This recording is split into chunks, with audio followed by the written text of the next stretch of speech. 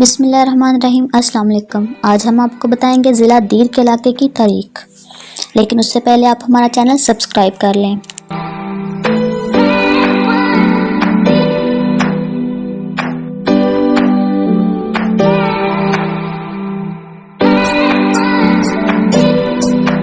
ضلع دیر کی تاریخ کچھ یوں ہے۔ ضلع دیر کا نام جو بہت قدیم ہے، یہ نام مختلف اوقات میں بدلتا رہا کیونکہ زمین پر مختلف تہذیبیں پروان چڑھیں اور زوال پذیر ہوئیں۔ جب 327 قبل مسیح میں اسکندر یونان سے اس علاقے پر یلغار کرنے کی غرض سے آیا تو اس کے ساتھ یونانی مورخین نے اس علاقے کو گرائن یا مساگا کے نام سے یاد کیا۔ مغل مورخین جب بابر کے ساتھ اس علاقے میں آئے، انہوں نے اپنی یادداشتوں میں اس علاقے کو یگستان کے نام سے یاد کیا۔ ایک اور مورخ مرزا محمد حسن کے مطابق 16ویں صدی میں اس علاقے کو بلورستان بھی کہا جاتا تھا۔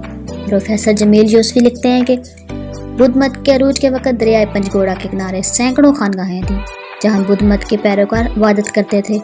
عربی میں لفظ دیر کے معنی خانگاہ کے ہیں، شاید اسی وجہ سے یہ علاقہ دیر کے نام سے مشہور ہوا۔ 10ویں صدی سے 15ویں صدی عیسوی تک دیر پر کوہستانی کافروں کی حکومت رہی۔ ان کے دور میں یہ علاقہ کافرستان کے نام سے مشہور تھا۔ مشہور مورخ میسختینس نے کافروں کو دیرائین کے نام سے یاد کیا، جبکہ پروفیسر خیال بخاری کے مطابق یہ علاقہ درستان سے یاد کیا جاتا تھا۔ سر اورل سین نے یہ بھی اس علاقے کو درستان کے نام سے یاد کیا کیونکہ یہاں درال رہتے تھے۔ پروفیسر محمد نواز طاہر کے مطابق یہ علاقہ دریال کے نام سے مشہور تھا۔